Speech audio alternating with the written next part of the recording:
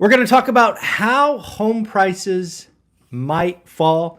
This is actually a conversation that started with Anna Kelly. It rolled into Dion and Matt.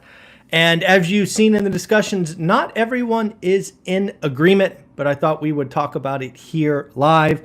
We'll, of course, catch up on the Fed minutes. We'll talk about weekly unemployment. We'll catch you up on inflation, that and much more. Why don't we first talk about home prices? As you know, I've been one of those individuals over the last 4 or 5 years that has said we will have a transaction crash and that home prices would not.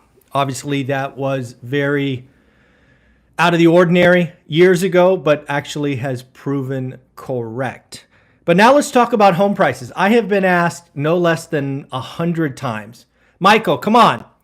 Home prices have to come down. They're out of whack. This, that, the other. Tell us home prices will crash. Give us hope.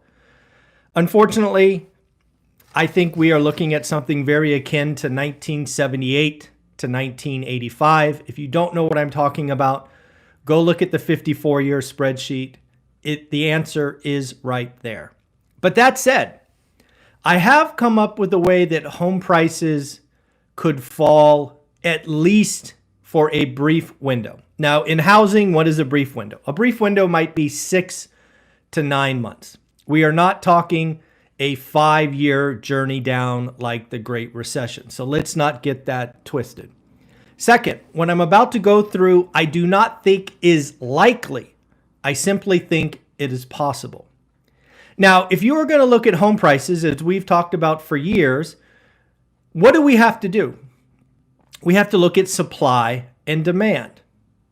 So in housing, given the broken housing market today, right? Lots of people staying put with sub 3%, the move-up buyer's broken, the Fed broke housing, all the stuff you and I have talked about for years. What could cause a wave, a sudden wave of inventory?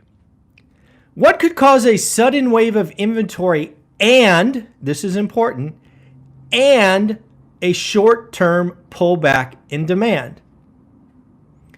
I have only come up with one thing. I believe there is only one thing that could potentially unlock supply and, at least for a brief window, hurt demand. Folks, and that is a sudden and rapid fall in mortgage rates, aka the 10-year note, aka the Fed cutting and cutting aggressively. Now, Michael, why would that cause prices to potentially fall for a brief window? Well, you have to ask yourself, what would cause that? What would cause a 100 basis point cut? What would cause 150? What would cause 200 basis points in cut? Well, the reality is, whatever it is would have to be nasty. It would have to be nasty. It would have to be sudden. It would have to be one of those events that you and I talk about for decades. It could be a commercial banking crisis. It could be a black swan event that we've yet to uncover. It could be World War. It could be something nasty, right? Now, here's the deal. We have been talking about for a long time that if rates fell, demand would go up. And I think that is absolutely true. I think that is actually the base case, meaning most likely. But in order for demand to go up, in my opinion, I think rates have to glide lower. I think if the Fed is forced to have an intermeeting session where they whack 100 basis points followed by another 50 cut, means that something big has broken. And then what happens to the consumer psychology? I think for a small window, demand pulls back. And then, as we have learned, you and I have learned together over the last 5 years, the consumer can be conservative for only about 6 months. The consumer can save for 6 months before they get antsy and start spending. So in order to have any home price drop, you need to unlock a wave of demand very, very suddenly. Think move-up buyers. Think scared consumers. Think unemployment going up quickly. and you need to dent consumer psychology so you don't have this wave of demand come off the sidelines. So again, I do not think it's likely, but it's not impossible either. So for all those folks that have been beating me up in the comments, calling me this, that, and the other thing, that is the only way I see prices falling potentially meaningfully for a short time. So again, not likely, but not impossible either. Folks, let's talk about Nvidia. Nvidia, the AI boom. It is still in full force. I remind you that I highlighted Nvidia appears to be in the same path as Cisco Systems when the internet was born. They could do no wrong. In fact, Nvidia's CEO, Jensen Huang, said, "We simply can't keep up with demand." Frankly, I remember John Chambers saying something very similar at Cisco back in the day. On top of that, Nvidia beat already high expectations, beat top line, beat bottom line, raised guidance, and announced a 10-for-1 stock split. I actually haven't checked the stock today, but I'd be shocked if it's not over $1,000. Ooh, that's a risky bet. We'll see. Who knows? Anyways, a 10-for-1 stock split for Nvidia. Let's talk about who's next. Who do you think splits their stock next? Nvidia is the first. Who is going to come up behind them? Folks, over the next 48 hours, I will be releasing a wonderful conversation with Joseph Huang. Joseph Huang, aka the Fed guy. He was on the channel about 6 months ago, and he brought to us the crash up scenario, where inflation would be sticky, where asset prices would increase. And without question, Joseph Huang has been right.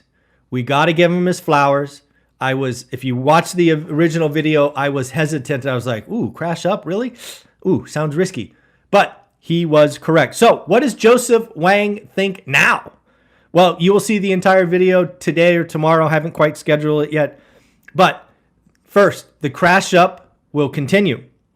We spend a lot of time talking about government spending. The fact that government spending is 6% of GDP is a problem. The fact that the deficit is growing is a problem. You also need to watch consumer behavior. We spent a bunch of time talking about the consumer and our expectations. Joseph was very, very pointed and said if the consumer expects inflation to continue, they will act accordingly. What does that mean? They will buy now instead of buy later. On top of that, Joseph Huang actually believes we will have 2 or 3 rate cuts this year. So folks, that video will be coming out. Again, I will schedule it this morning. It happened late yesterday, but look for that. Another thing to point out, as interviews with folks like Joseph Huang and other super special guests, those will eventually live on School. Folks, if you want to be a part of the One Rental at a Time community, you need to join School. It is where we are going to keep certain content behind in a private area just for School members. Joseph Huang is an example of something that will just live there. I'll put a link below. Join the One Rental at a Time community. We will start making stuff private once we hit 100 students. Today we are at 31 or 32. So join now. Join now so you don't miss out on unique opportunity. Then we had a conversation with Jamil Damji. Jamil Damji, I don't know if you know his story, but he shares in that discussion he has had a rough year. He's had some health issues. He's had a relationship breakup. He's had somebody steal $1 million for him. And we talk about how the year of pain and struggle really was a year of growth. He talks about how success starts from within. It was a wonderful conversation that the video will be out in the next couple of days. So again, look forward to those. Let's talk about the Fed minutes. Over the weekend, I talked about the Fed minutes being something I was eager to look at because I predicted that some Fed presidents would actually talk about going higher. It would not be left just to Michelle Bowman. Sure enough, nailed it. There was Various participants mentioned a willingness to tighten policy more or further. Their word was further. Again, folks, I do not think the Fed will go higher. That's not what I'm saying. I want the Fed to have the threat of going higher, which will turn off some of the animal spirits. Again, the Fed minutes highlighted that the Fed presidents were worried about a lack of progress on inflation. Now, if you don't recall, the first 3 months inflation data was bad. It was hot. There does seem to be some easing now that we got a decent report for April. But again, lots going on there. Was pleased to see that. How about Jamie Dimon? Jamie Dimon is out saying the worst outcome for the U.S. economy is stagflation, a la something that Anna Kelly has brought to us for what, 6-9 months? I'm glad to see that Jamie Dimon follows Anna Kelly. I kid, of course. Jamie Dimon went on to say the odds of stagflation are higher than many people think. In fact, Jamie Dimon, much like Charlie Munger once said, you would rather have a hard landing, aka recession, than stagflation. A hard landing is something the Fed can battle. Stagflation, not so much. So again, we need to watch what's going on and understand that stagflation is not impossible. We could very likely be on the path to a rough 5-8 years if stagflation takes hold. We got some additional earnings besides Nvidia. We got Snowflake. They beat on revenue, missed on earnings, actually lowered their margin from 6% to 3%. Why? Because they're buying a lot of Nvidia gear. Yes, folks, it's not only Facebook and Amazon and all of these other people buying Nvidia gear. Now we have software companies that are looking to adapt AI to their products, and they are having to pay up for gear. Next up, we got weekly unemployment claims. Nothing breaking here, folks. We did get that one pop, I think, to 231 or 232. Down 8K this week to 215. So again, we did have 1 week a few weeks ago that popped. Now we have a couple of weeks of the trend going lower. Something also we talked about with Joseph Wang that we need to pay attention to is we could have job growth of say 100, 125, 150,000 a month and the unemployment rate going higher. Yes, folks, just like last month where we added, I think, 157,000 jobs, the unemployment rate went up from 3.8 to 3.9. How could that be? Well, as Joseph Wang points out pretty clearly, it is all the illegal migration. The illegal migration that has flooded the U.S. has added 3, 4, 5 million more people, and simply more people changes the denominator, and bingo bango, the unemployment rate goes up. Continuing on, we got Target and Walmart finally reacting to the consumer. We've obviously had Walmart with good earnings, Target with bad earnings. They are now starting to slash prices on everyday items. This is the beginning. They may be the first, but they will not be the last. As we see the consumer have additional discretionary tightness, you will see retailers compete. We will see sales. We will see incentives, all of those things. And of course, eventually that will roll into inflation. If we start to see retailers, we start to see grocery stores whack prices, that will roll into CPI. So again, folks, the last thing I want to talk to you about is there's a young man named Omar El-Takari. I have been on his podcast. I've interviewed him before. The reason I'm bringing him up is we are adding him to a conversation Monday at 8 a.m. on School. Omar produced a video the other day talking about Gen X and baby boomers. Folks that are over 40 should be creating a YouTube channel or personal brand about what they love, what they have interest in. This is something I have long suggested, and many of you have followed up. If you have or are thinking about creating a YouTube channel around something you love, you're going to want to be a part of this conversation. Again, this is the kind of content that will only live on School. once we are at 100 members. We're going to talk about the second season, the 2.0 era. You have had a hobby, you've had a job, you've grown a family, you have value, you have the ability to give back. As Omar says, we do not need 20-year-old life coaches.